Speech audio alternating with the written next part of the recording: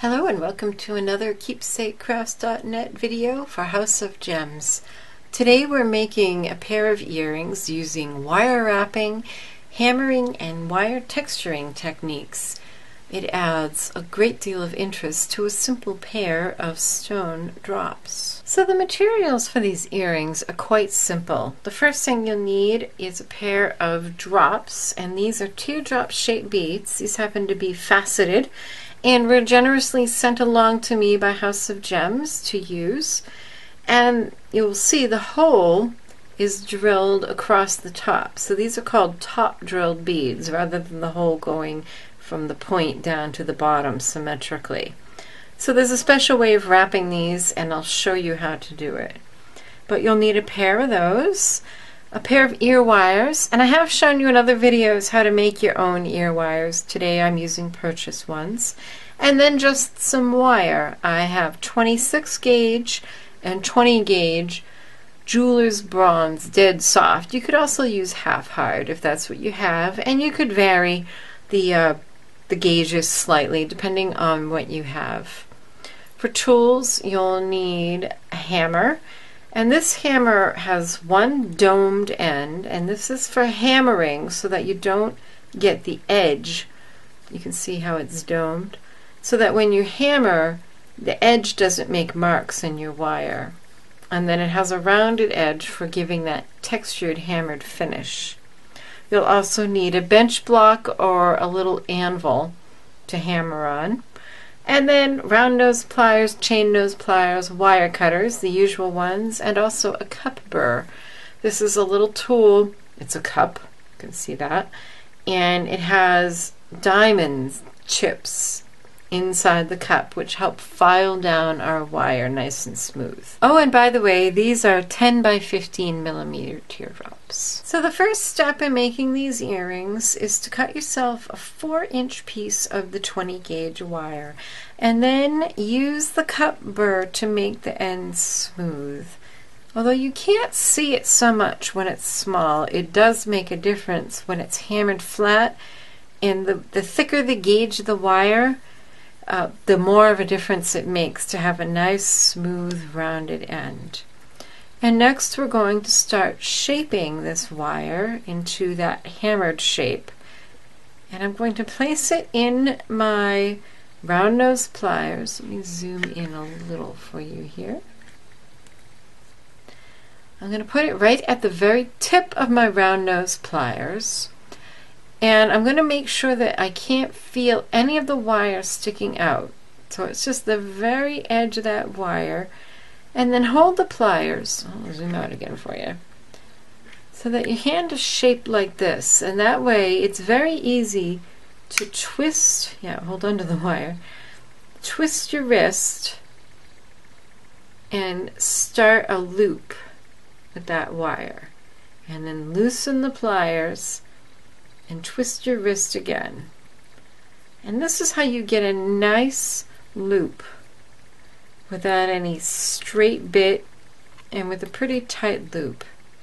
If you need a tighter loop than this, the best way to start is to actually fold it with chain nose pliers. But we don't need it real tight because we're going to hammer it, and when you hammer it, it spreads out. Now once you've started that loop, it's time to switch to chain nose pliers. Chain nose pliers won't mar the wire like round nose pliers because the round part will make divots. Although, because we're going to hammer it, it's not such a big deal. But it's just something good to know. So you hold that loop with your chain nose pliers and then just give the wire a bend. So you hold it and bend. And then shift position, keep turning it clockwise and bend. And what we want to do is leave a bit of a space. We're not making a tightly coiled loop because we're going to hammer it. And when you hammer wire, it spreads. It gets, instead of being round, it becomes flat, and that wire has to go somewhere, so it gets thicker. So we don't want a real tight coil. We want to leave a little space. and keep looping around. And what I found, I did a few sketches. Yeah, after you get it big enough, you can actually just use your fingers like I started doing there. I did a few sketches, and what I found from my sketches is that proportion-wise, it looks nice. I thought it looked nicest to have this bottom spiral to be just a little wider than the widest part of the teardrop. It is going to widen out a little when we hammer it, so I'm just going to keep going a little bit more and make it about the same width as my teardrop. Once you have it to that point, you can grab your round nose pliers again and repeat what we did in the beginning, making a loop going in the opposite direction. Again, you should be able to feel it. And then just twist your wrist until you have a nice loop. And then use your chain nose pliers to start making a spiral.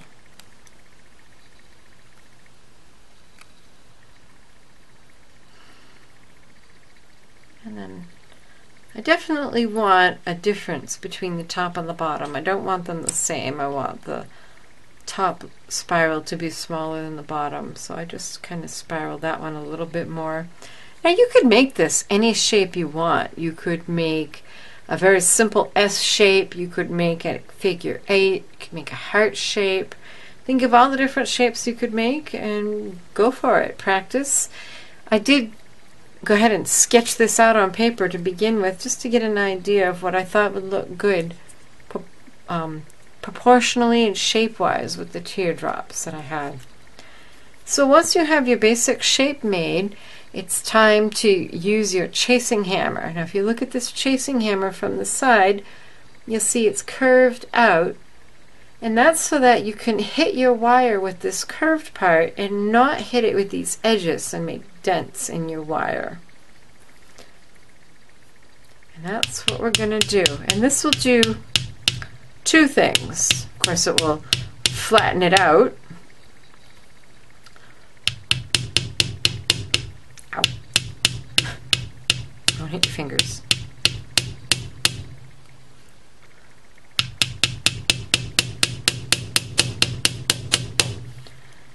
It will flatten it out, but it will also harden the wire. And I started out with dead soft wire. So if we want our pair of earrings to hold its shape, we definitely need to harden it some. And it's just a chemical process that actually happens in the wire when you hammer it, as it becomes harder. And I think it also takes on a very interesting look rather than just plain round wire. And then if you want to texture it, you can use this round part of the hammer, and then you get this beaten metal look. And you can see how much this wire coil has spread as I've hammered it.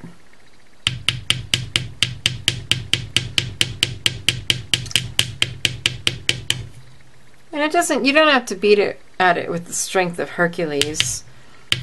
Just light taps do the job.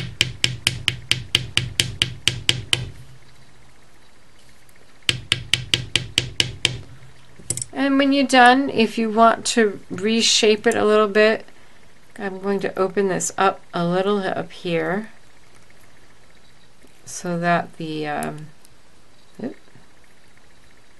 ear wire can get in. So I'm just open that up a little. And now you have this shape. The next step is to wrap our teardrops, and for that we're going to use the 26 gauge wire, and I've gone ahead and cut a really long piece for this because I want to do a lot of interesting wraps. So I've cut an 18-inch long piece of 26 gauge wire, and I'm going to pop it through my teardrop, and I'm going to put a little more than usual because I want a double loop so that it's nice and strong. I'm going to put about 1 inch Let me zoom in a little for you. I have an inch sticking out on the end here, and then you fold both wires up. At 26 gauge you can pretty much do with your fingers, it's fine enough. Fold both wires up so that they're parallel, roughly, and then bring both wires so they crisscross, and the cross is right over the point of that teardrop. And then, depending on the gauge of the wire, I'm using my fingers, but you could use chain nose pliers if you need to. At that point, bend the wire up so that they're parallel again. So you've got a little triangle shape above your teardrop shape of wire. And now I'm going to, it's really from here on, it's just the same as any other wire wrap loop. I'm going to hold it right there at the bend of the triangle with chain nose pliers and bend those at a 90-degree angle. Like that. And I'm going to tuck in my round nose pliers at about the 2mm point, which you can mark on your pliers. I know where it is. And I'm going to wrap both wires over my round nose pliers to make a loop, and then I'm going to reposition and finish that loop. And then it's just a matter of, you want to get that short end because it does kind of want to poke out.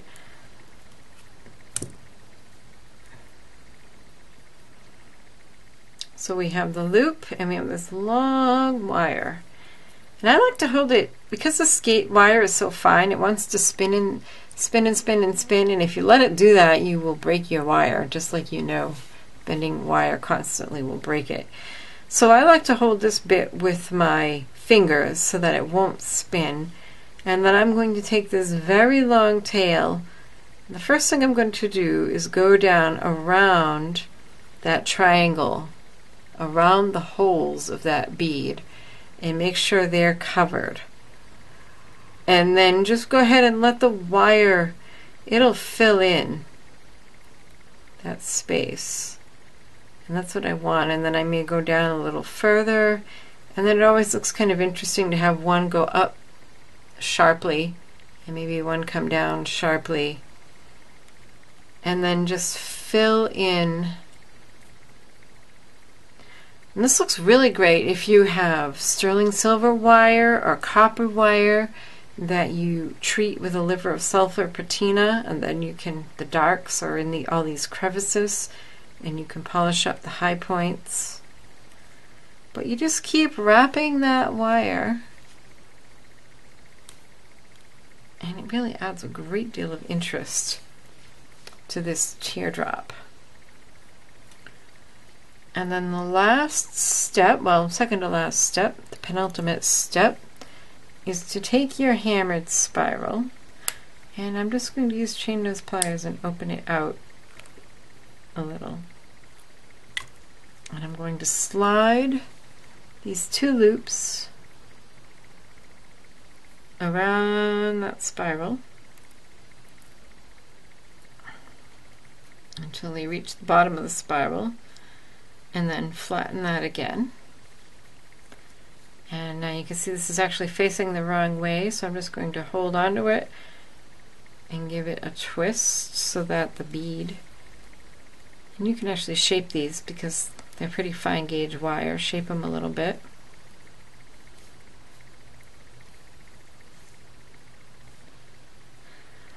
And the last step is to open the loop of your ear wire with chain nose pliers by just twisting it out and pop in the top of your hammered shape. So here's another look at the earrings we made today. As you can see, just a little bit of wire wrapping and hammering and texturing really makes quite a difference. Be thinking about the simple pieces of jewelry that you can enhance with wire and make yourself something special.